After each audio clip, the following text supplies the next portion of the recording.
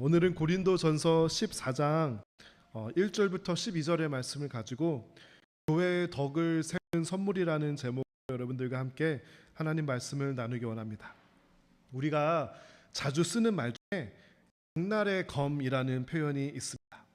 날카로운 검 또는 칼은 물건을 만들거나 음식을 준비할 때 유용하게 사용되지만 또 파괴적인 목적으로도 사용될 수 있습니다. 날카로운 검은 잘 사용되면은 많은 유틸리티와 효용성을 주지만 그 검이 마구 휘둘러졌을 때 심지어는 사람의 목숨을 빼앗아 갈 수도 있습니다. 어떤 팀에 어떤 탁월한 플레이어가 있다고 한번 생각해 보시기 바랍니다. 그 탁월한 플레이어는 양날의 검이 될 가능성이 높습니다. 탁월함과 훌륭한 실력을 가지고 있기 때문에 분명히 빛을 발하고 팀을 이끄는 그런 역할을 하게 될 것입니다. 그런데 한 명의 뛰어난 플레이어가 있으면 그 플레이어는 나머지 플레이어들을 소극적으로 만들게 될 가능성이 높아집니다. 한 명의 뛰어난 플레이어가 때로는 팀을 정상으로 이끌기도 하지만 그 뛰어난 플레이어 때문에 때로는 팀이 망가지기도 합니다. 그런 의미에서 그 뛰어난 플레이어는 양날의 검이다라고 할 수 있을 것입니다. 다음 사진을 보여주시면 여러분 이 사진이 어떤 사진인지 여러분 기억나시겠죠? 제가 타이머를 잠깐 세팅하겠습니다. 포르투갈과의 16강전 월드컵 경기에서 오버타임에 극적인 골로 한국팀을 16강으로 이끈 장면입니다. 손흥민 선수는 세계적인 선수이고 한국팀의 에이스입니다. 그런데 그가 월드컵 전에 부상을 당해서 아마 최고의 컨디션이 아니었던 것 같습니다. 그가 한 골도 기록하지 못하고 있었고요. 포르투갈전의 마지막 오버타임에 들어가서 한국팀의 마지막 기회였을지도 모릅니다. 그가 수비수에 둘러싸여 있습니다. 자신이 한국팀의 에이스이고 또 골을 아직 기록하지 못했기 때문에 욕심을 내어볼 만도 합니다. 그런데 손흥민 선수는 무엇을 선택하죠? 패스를 선택합니다. 더 나은 확률이 있는 동료 황희찬 선수에게 상대의 다리 사이로 절묘하게 지나가는 패스로 더 좋은 찬스를 만들어주고 동료 선수가 멋진 골을 내서 한국팀이 16강에 진출했습니다. 그 순간에 저 기회를 자신이 골을 넣을 수 있는 영광의 순간으로 사용하지 않고 팀을 승리로 이끌기 위해서 정확한 판단력으로 동료에게 더 좋은 기회를 만들어 준 것입니다. 축구뿐만이 아니라 우리가 살아가는 세상과 교회 안에서도 에이스들과 능력자들이 존재합니다. 타고난 언변과 리더십으로 사람의 마음을 붙잡고 흔들 수 있는 사람들이 있습니다. 음악과 노래를 기가 막히게 잘하는 에이스들이 있고요. 많은 사람들과 좋은 관계를 통해서 영향력을 미치는 캐릭터들과 인플루언서들이 있습니다. 또 한국 교회는 전통적으로 주방의 실력자들이 있습니다. 조금 더 성경적으로 풀면 다양한 영적인 선물과 은사를 받은 사람들이 교회 안에 있습니다. 만일 이들이 이런 영적인 선물과 은사들을 자신을 위해 사용하지 않고 팀을 위해 하나님과 교회를 위해 사용한다면 어떤 일들이 일어나게 될까요? 오늘 본문 고린도전서 14장 1절과 2절을 다 같이 읽어보고 계속 이야기하도록 하겠습니다. 다 같이 읽어볼까요? 여러분은 사랑을 추구하십시오. 영적인 선물 은사를 간절히 바라되 그 중에서는 특히 예언하기를 구하십시오. 방언을 말하는 사람은 사람에게 말하는 것이 아니라 하나님께 말하기 때문에 그가 하는 말을 알아들을 수 있는 사람이 없습니다. 그 사람은 성령으로 하나님의 비밀을 말하는 것입니다. 오늘 본문 1절에서는요. 은사 그 중에서도 정말 은사를 간절히 사모하고 간절히 바라라고 우리에게 말해주고 있습니다. 교회에서 보통 들려지는 메시지는 내려놓음이라는 그런 메시지가 많이 전달이 됩니다. 그렇다고 해서 우리가 모든 것을 내려놓으면 안 됩니다. 우리가 때로는 간절히 바라고 하나님께 매달리고 약간의 욕심을 내야 할 때가 있습니다. 은사를 구할 때가 그 예 중에 하나입니다. 여러분들이 신앙생활을 하시면서 한 번도 나는 어떤 은사를 위해서 하나님께 달라고 간절히 기도하고 매달려 보고 그렇게 간절히 바랬던 기억이 없다면 여러분은 아마 너무 착하게 신앙생활을 하고 있는지도 모릅니다. 우리 한국 교인들은 때로는 너무 착한 것 같습니다. 하나님께 매달리고 하나님께 때로는 때를 쓰고 하나님께 하나님 이 은사를 주셔서 하나님을 위해서 잘 사용할 수 있게 해주세요. 이렇게 기도하고 구하는 그런 우리의 믿음의 모습이 필요할 때가 있습니다. 그래서 오늘 본문에서는요, 간절히 이런 은사를 받으라고 우리에게 말해주고 있는 것입니다. 오늘 본문은 두 가지 은사를 비교 대조하고 있는데요. 그것은 바로 방언과 예언입니다. 방언이 무엇일까요? 방언은 나의 mother tongue, 모국어가 아닌 다른 언어로 말하게 되는 그런 현상과 은사입니다. 방언을 크게 성경에서는 두 가지로 나눌 수 있습니다. 첫 번째는 사도행전 2장에 나오는 오순절에 제자들이 모여 있을 때 나타난 외국어의 방언입니다. 많은 사람들이 이 첫 번째 방언이 사실은 외국어로 나타났다라는 것을 잘 모르는 사람들도 있습니다. 제자들이 모여 있는데요, 찬 바람 소리 같은 소리가 나고요, 불꽃이 사람들 앞에, 제자들 앞에 나타났습니다. 그러고 나서 제자들이 자신들이 구사할 수 없었던 다른 나라와 다른 민족의 언어로 말할 수 있게 되었습니다. 주변에 있던 다양한 국가와 다양한 민족의 사람들이 있었는데요, 이 사람들이 아니 내가 알던 갈릴리 사람들이 나의 언어를 이야기하는 것을 보고 정말 심히 놀랐다고 사도행전 2장에서 기록하고 있습니다.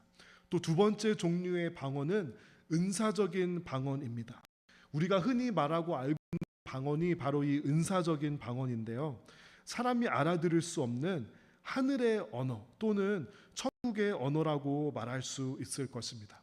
오늘 본문에서는 어떤 방언의 은사를 가진 사람이 방언을 할 때 그것을 사람에게 하는 것이 아니라 하나님께 말하는 것이라고 우리에게 말해주고 있습니다. 그러므로 방언은 사람에게 하는 것이 아닙니다. 그 이유는 간단합니다. 왜냐하면 사람이 그 방언을 알아들을 수 없기 때문입니다. 저는 이런 신비롭다고 할 수 있는 방언에서 상식적인 원리를 발견합니다. 보통 사람들이 알아들을 수 없으니 사람을 향해서 방언을 하지 말라는 것입니다. 방언의 용도는 하나님께 우리가 기도할 때, 기도하는 그런 어떤 소명을 가진 사람들이 기도할 때 하나님께 더 풍성하고 더 깊고 더 오래 기도할 수 있게 방언의 은사를 사용하라는 것입니다. 누군가에게 방언 기도를 받아본 적 있으신가요? 네, 저는 방언 기도를 받아본 적이 있습니다. 누군가 저에게 와서 방언으로 기도를 해주고 싶다는 것입니다. 저는 누군가 기도해 준다는 것은 고마운 일이니까 그러면 방언 기도를 해달라고 그렇게 했습니다. 그래서 열심히 막 제가 알아들을 수 없는 방언으로 기도를 해주시더라고요. 기도가 마친 후에 제가 궁금해졌습니다. 그 방언 기도 해주셨는데 그 방언 기도의 내용을 저한테 좀 말해주면 안 되겠습니까? 라고 제가 궁금해서 그렇게 물어봤더니 갑자기 그분이 정색을 하는 겁니다. 알려줄 수 없다는 거예요. 그래서 왜 알려줄 수 없냐니까 그분이 그렇게 말씀하시더라고요. 방언을 할 때 정확한 사람이 언어처럼 얘기하는 것이 아니라 하나님께서 주신 마음을 가지고 기도를 하는 거기 때문에 정확하게 어떤 내용으로 기도했는지는 말하기가 어렵다라고 그렇게 말씀하시더라고요. 그래서 저는 충분히 그럴 수 있겠다고 생각했습니다. 그런데 그 주변에 성경에 오늘 제가 본문에 다 다루진 않았지만 고린도전서 14장에 보면 방언을 해석하는 은사가 있다고 그렇게 가르치고 있습니다. 주변에 방언을 해석하는 은사를 가졌다는 분이 있었어요. 여러분 이거는 정말 기가 막힌 상황 아닙니까? 여러분은 방언하는 사람과 방언을 해석하는 사람이 동시에 있는 환경에 계신 적 없으시죠? 저에게 굉장히 흥미로운 상황이 일어났어요. 그래서 제가 그러면 이러면 좋겠습니다. 이분께서 방언 기도를 해주시고 그 다른 분께서 그거를 해석해 주시면 좋겠습니다. 제가 이렇게 제안을 했습니다. 제 마음에는 어떤 마음이 있었냐면요. 저는 그 이과 출신이에요. 전공이 이과라서 이거를 isolated experiment로 해서 방언 기도를 해주신 분에게 따로 그 내용을 전해 듣고 그 다음에 해석하시는 분에게 가서 그 내용을 전해 들어서 이게 매치가 되는지 안 되는지 확인해 보면 좋겠다 하는 마음이 제 마음 안에 들더라고요. 제가 그래서 이제 그거를 그분들에게 말씀드리니까 갑자기 또 정색을 하면서 그런 마음을 가지면 방언과 방언 해석의 은사가 작동하지 않는다는 겁니다. 그래서 저보고 왜 자꾸 의심을 하냐요. 저는 의심한 게 아니거든요. 저는 방언의 은사를 믿고 방언 해석의 은사를 믿는 사람인데 저는 의심이 아니라 성경에 보면은 방언을 언제 하냐면 해석할 사람이 있을 때 방언을 하라고 성경에서 그렇게 얘기를 하니까 지금이 바로 그 성경에서 말하는 그 세팅이 아닙니까? 저는 의심하는 게 아닙니다라고 하는데 굉장히 어떤 그 오펜드 당하고 약간 삐져서 가시더라고요. 제가 경험한 은사를 가지신 분들은 좀 잘 삐지는 그런 경향이 있는 것 같아요. 저는 이 신비로운 영역의 은사가 질서와 상식 안에서 작동해야 하는 그 원리가 영적인 원리라고 생각합니다. 여러분 무슨 말씀인지 아시겠죠? 아무리 신비한 은사이지만 그것이 무질서하게 그렇게 적용되면 안 되고요. 알아들을 수 있을 때, 해석될 때 그 은사가 사용되어야 한다라는 것입니다. 그런 의미에서 방언보다 어쩌면 오늘 본문이 더 중요하고 더 소중하게 여기는 그런 은사가 있었는데 그것은 바로 예언이었습니다. 우리 3절과 4절 다 같이 읽어보겠습니다. 이와 달리 예언하는 사람은 사람에게 말합니다. 그는 사람들에게 덕을 세우며 용기를 복두르고 위로를 주는 말을 합니다.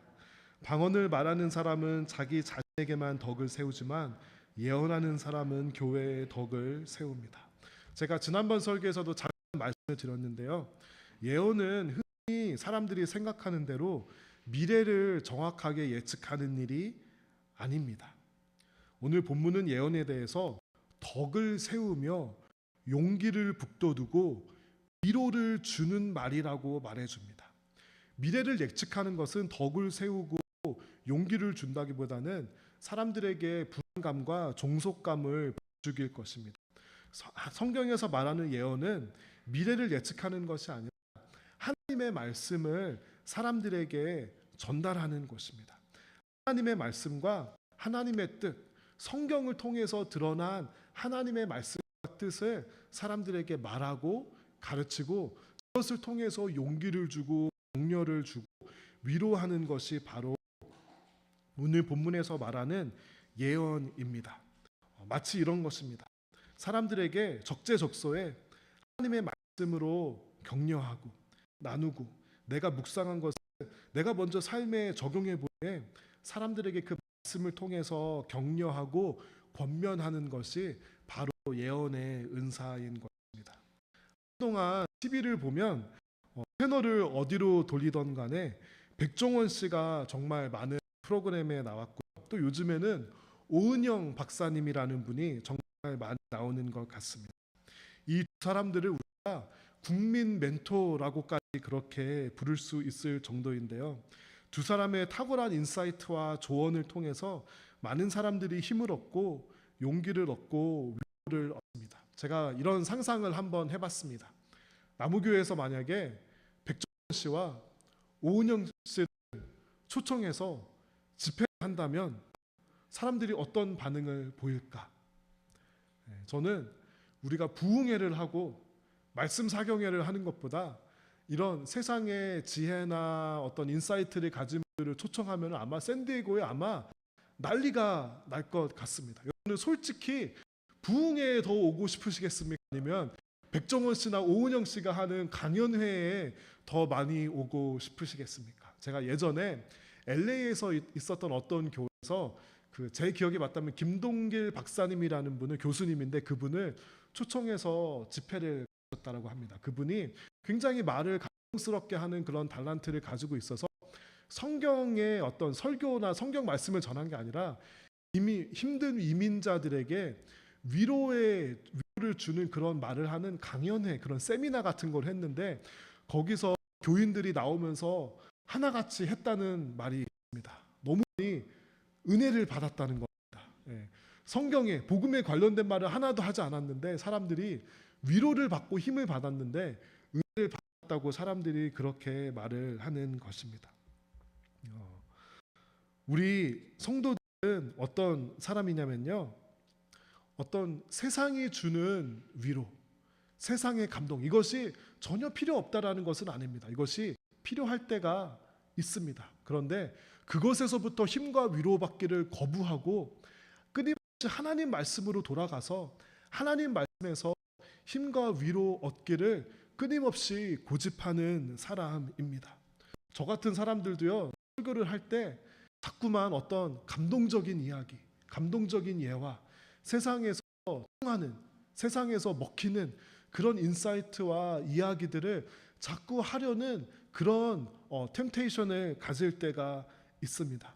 그러나 성도를 세워주는 말씀, 성도에게 힘을 얻고 위로가 되는 것은 바로 예언, 즉 사람들에게 주신 하나님의 말씀입니다. 그러므로 성도는 세상의 물질로부터 위로받는 것을 거부하는 사람입니다. 우리가 좋은 여행을 하고 맛있는 것을 먹고 좋은 데를 가면 우리가 힐링된다고 하죠. 그것이 완전 잘못된 거는 아니면 힐링될 수 있습니다. 하지만 그것에서 힐링을 받는 것보다 하나님 말씀을 통해서 힐링받는 것을 더 소중히 여기는 사람이 바로 성도인 것입니다.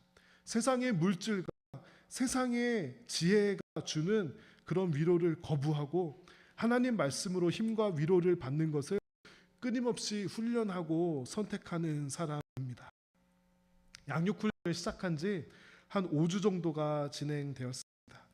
양육훈련을 받으시는 분들이 정말 열심히 하고 계셔서 얼마나 감사한지 모릅니다. 어떤 분은 초신자인데도 정말 열심히 공부를 하고 거기에 나오는 성경들이 많잖아요. 그것을 깔같이 하나하나 다 대부분의 분들이 그렇게 적어 오십니다. 또 어떤 분들은 양육훈련을 이미 오래전에 다 경험하고 심지어는 인도하신 경험이 있는데도 불구하고 하나님 말씀을 통해서 힘을 얻고 위로를 얻는 것을 볼 때 저는 정말 큰 감동을 얻습니다. 교제를 통해서 힘을 받고 위로를 받는 것이 아니라 인도자를 통해서 힘을 받고 위로를 얻는 것이 아니라 성경 말씀을 대하고 성경 말씀을 읽고 그것을 마음으로 받아들이며 하나님 말씀으로부터 힘을 얻고 위로를 얻고 은혜를 받는 그 모습이 볼 때 저도 정말 많은 힘이 되고 감동이 됩니다. 우리가 교회에서는 이런 훈련이나 성경 공부나 프로그램을 자칫 잘못 이해할 수 있습니다. 아무리 좋은 성경 공부와 훈련과 프로그램도 잘못하면 어떤 교회의 제자를 만들 수 있고요. 어떤 프로그램의 제자를 만들 수 있고 어떤 인도자의 제자를 만들 수가 있습니다. 참 그런 템테이션이 있는 것 같아요. 나의 삶을 만들고 나의 제자를 만들려는 그런 욕구가 우리 가운데 있습니다. 그러나 어디까지나 우리는 예수님의 제자이어야 합니다. 하나님 말씀의 제자이어야 합니다. 아무리 훌륭한 프로그램이 있고 아무리 좋은 교회가 있고 아무리 훌륭한 인도자가 있고 신앙적인 리더가 있다고 하더라도 사람의 제자가 되는 것은 위험합니다. 각 성도는 하나님의 말씀으로 양육받는 예수 그리스도의 제자가 되어야 합니다. 여러분, 어떤 성도가 정말 강력한 성도인 줄 아십니까? 하나님 말씀을 펴고 읽어서 거기서 힘과 위로를 얻을 수 있는 그런 성도는 정말 강력한 성도입니다. 시편 23편 3절 말씀은 내 영혼을 소생시키시고라는 고백이 있으며 저는 이 말씀을 너무나도 좋아합니다. 내 영혼이 언제 소생되는가 하면 하나님 말씀을 읽고 그 예언의 말씀을 통해서 힘과 위로를 얻을 때 우리는 영혼이 소생됨을 경험하는 것입니다. 사람들이 뭐 잘해주고 요즘에는 힐링 그런 말을 많이 쓰죠. 누군가 나를 공감해주고 누군가 나의 이야기를 많이 들어주고 좋은 곳에서 힐링하는 것도 좋습니다. 그러나 정말 강력한 성도는 힘들 때마다 위로가 필요할 때마다 하나님 말씀을 펴서 그것에서 힘을 구하는 성도는 정말 능력 있는 성도입니다. 여러분 그런데 그것보다 더 능력 있는 성도가 어떤 성도인 줄 아십니까? 그것은 하나님 예언으로 말씀으로 다른 사람들을 세워주고 힘을 주고 위로해주는 성도인 것입니다. 나 혼자의 나의 영혼만이 소생되는 것이 아니라 다른 사람의 영혼을 적재적소 하나님 말씀으로 소생시킬 수 있는 그런 성도는 정말 강력한 능력을 가진 성도입니다. 저는 요즘 시대에는 교만이 성도나 교회에게 또 세상에게 주는 좋은 영향력과 감동은 많이 사라지고 오히려 많은 교회와 성도에게 짐이 되는 것은 아닐까 하는 그런 고민을 하게 됩니다. 제 개인적인 생각으로는 앞으로는 기존 교단보다 새로운 무브먼트와 네트워크 안에서 교회의 생명력이나 신선한 어떤 성령님의 바람이 일어날 것이라고 생각합니다. 제가 몇 번 나눈 적이 있는데요. 제가 주목하는 무브먼트는 라이트하우스 교회 개척 운동이 있습니다. 이 무브먼트는 건강한 개척교회를 세우는 그런 운동인데요. 그것을 시작하신 홍민기 목사님이 이렇게 말씀하십니다. 교회를 떠난 사람들이 다시 돌아오는 교회를 하겠다. 제가 그 아티클에 있는 내용을 잠깐 읽어드리도록 하겠습니다. 교회를 떠난 사람들이 다시 돌아올 수 있는 교회를 하고 싶었다. 한국 교회는 20대에서 40대의 젊은 세대들이 교회를 많이 떠났다. 이분들이 교회를 떠난 이유가 교회의 문제인지 아니면 이분들 개인의 문제인지 그동안 고민하는 시간을 가져왔다. 결론은 교회가 더 큰 문제이고 교회의 문제는 곧 리더십의 문제라고 인식했다. 이분들이 다시 교회로 돌아오게 하려면 기존의 판을 바꾸고 완전히 새로운 교회가 되어야 한다고 생각한다. 그래서 시작한 것이 라이트하우스 무브먼트 운동이라고 할 수 있다. 라이트하우스 무브먼트를 간략하게 소개하면 먼저 건축을 하지 않는다. 기존 학교 강당이나 체육관 혹은 회사 건물에서 예배를 드린다. 건물 소유하지 않기 때문에 건축비가 들지 않고 거나 최소화하기 때문에 대부분의 헌금을 교회 밖에 사용하고 있다. 성도들 누구라도 교회 재정을 투명하게 볼 수 있고 6년마다 목회자가 신임 투표를 통해 신임을 얻어야만 심우할 수 있다. 또 일정 수준 이상 모일 경우 새롭게 교회를 개척해 나가는 게 라이트하우스 무브먼트의 주요 골자라고 할 수 있다. 앞에 설명한 것이 하드웨어적이라면 강력한 예배나 성경 공부 등 다양한 소프트웨어적인 것도 있다. 이분이 이 건강한 교회 개척 무브먼트를 하면서 지금까지 한 19개 정도의 교회 개척을 도왔다고 합니다. 이분이 때로는 성공도 하고 때로는 실패도 하면서 깨달은 것이 한 가지가 있다고 합니다. 그것은 건강한 교회를 세운다는 것은 건물이나 프로그램이나 조직이 아니라 사람을 세우는 것이다. 여기까지 너무 당연하죠. 그런데 어떤 사람을 세우는 것이냐면 이분은 이렇게 말씀하시더라고요. 건강한 영성을 가진 목회자 한 명이 세워진다면 건강한 교회는 자동적으로 세워진다.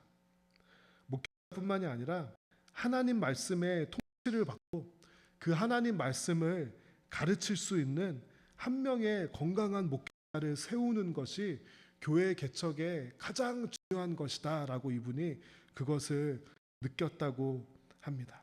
단 그 말씀을 가르치는 사람이 뜻을 세우고 넘어지지 않고 타협하지 않게 옆에서 버팀목이 되어주자 이 생각으로 이 교회 개척 운동을 했다고 합니다. 여기에 한 가지 더 하고 싶습니다.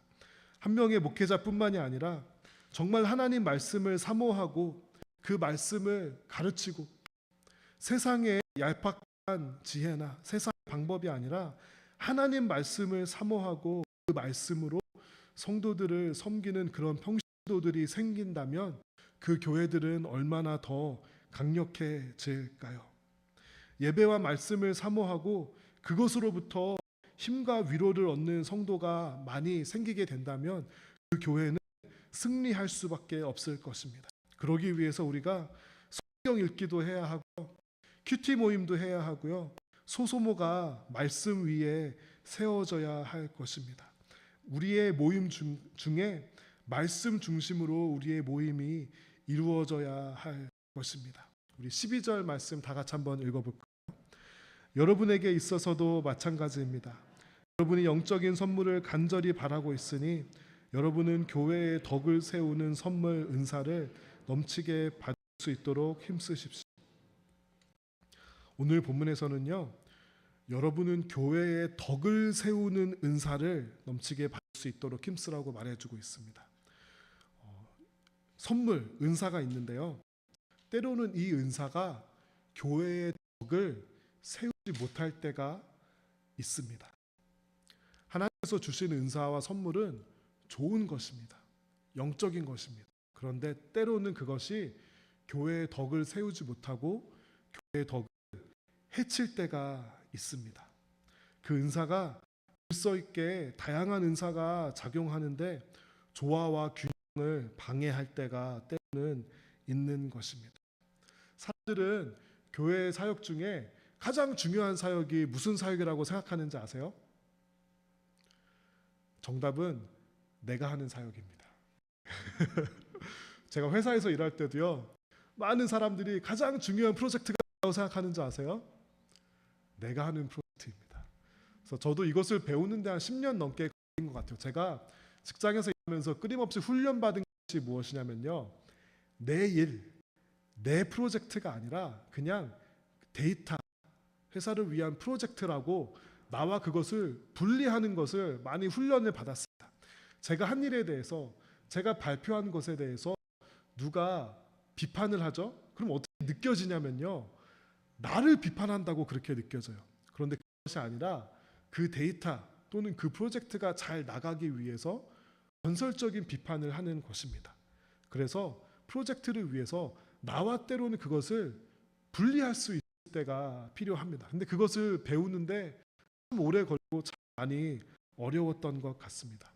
고린도 교회에는 이런 일들이 많이 있었어요. 사람들이 은사를 무질서하게 사용하는 그런 일들이 고린도 교회에 많이 있었던 것입니다. 각 사람들이 자신의 은사가 다 제일 중요하다고, 자신의 사역이 가장 중요하다고 그렇게 고린도 교회의 교인들이 은사를 마구잡이로 무질서하게 사용했던 것입니다.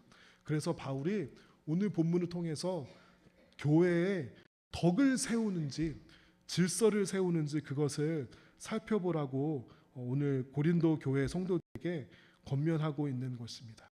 제가 아는 어떤 목사님이 있는데요. 이분은 어떤 은사를 가지고 계시냐면 진짜 열정이 너무 뜨거워요. 이분은 너무나도 뜨거워서 이분이 기도 인도를 하고 설교하면은 온 교회가 뜨거워집니다.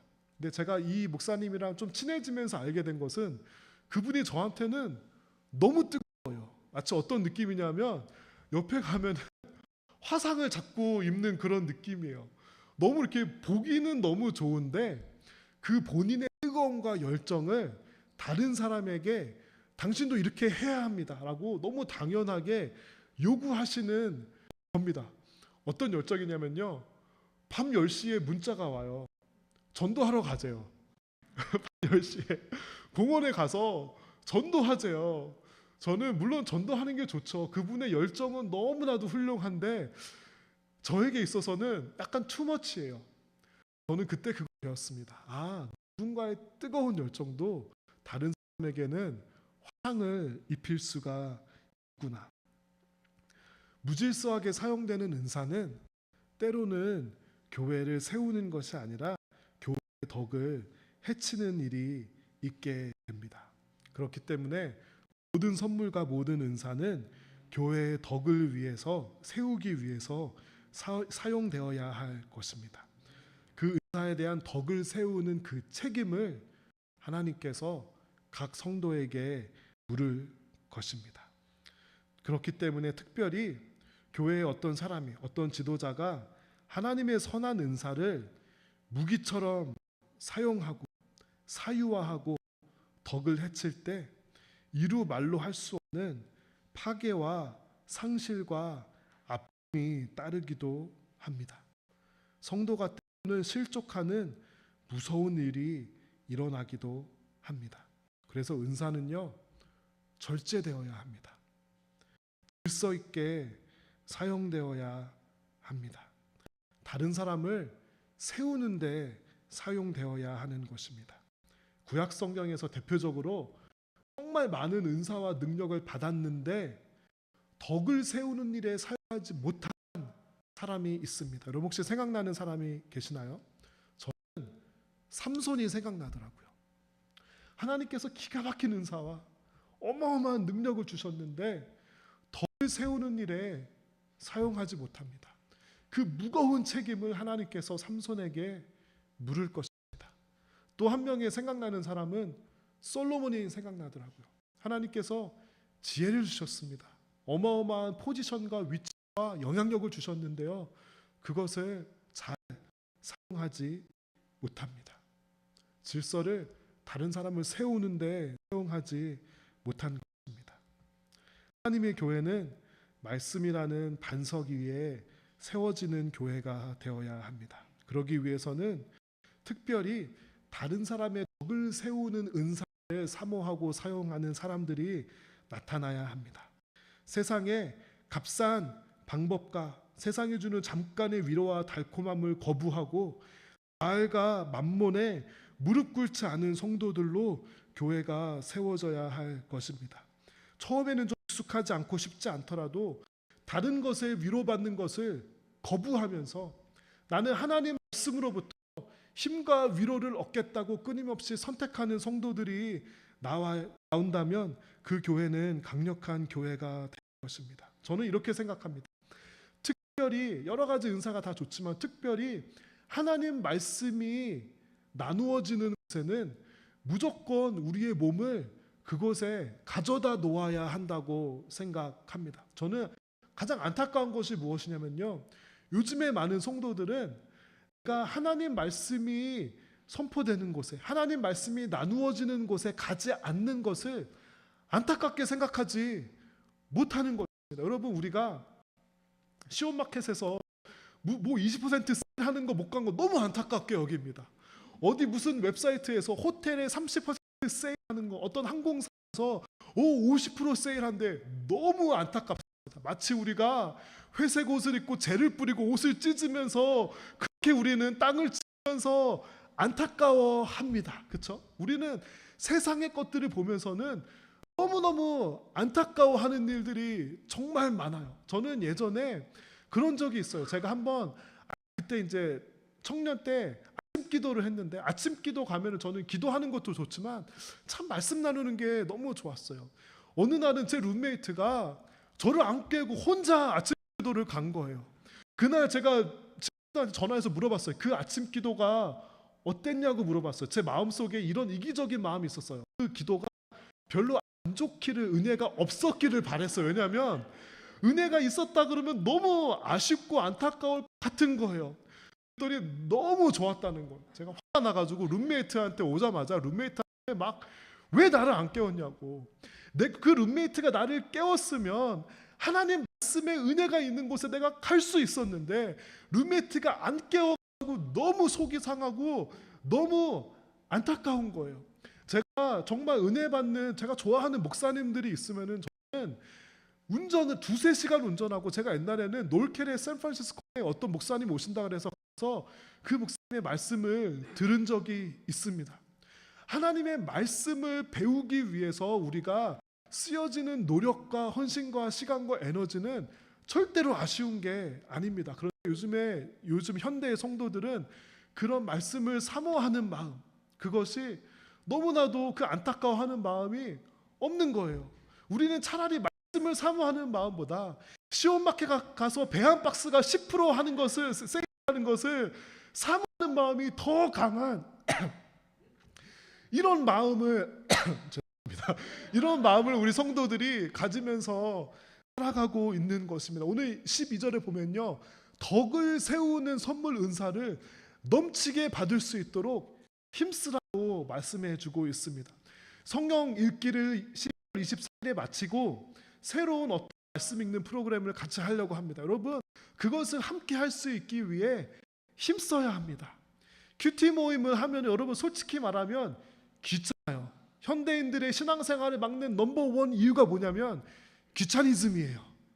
그런데 여러분, 귀찮아하지 말고 말씀이 나누어지는 것은 무조건 가야 합니다. 큐티 모임 가야 되고요, 성경 읽는 모임 가야 되고요, 하나님 말씀이 선포되는 곳이라면 우리가 그곳에 우리의 몸을 일단 갖다 놓아야 합니다. 여러분, 하나님 말씀이 전해지는 곳마다 항상 은혜를 받나요? 그렇지는 않아요. 그럼에도 불구하고 우리가 그곳에 우리의 몸뚱아리를 좀 갖다 놓아야 합니다. 그래야 하나님께서 우리에게 은혜를 주시는 거예요. 그러고 하나님의 은혜를 놓쳤을 때 진짜 땅을 치면서 안타까워하는 그런 우리가 되어야 할 것입니다. 여러분, 그렇게 하나님 말씀을 사모하고 덕을 세우는 은사를 사모해서 교회의 덕을 세워주십시오. 다른 사람을 빌드업해 주십시오.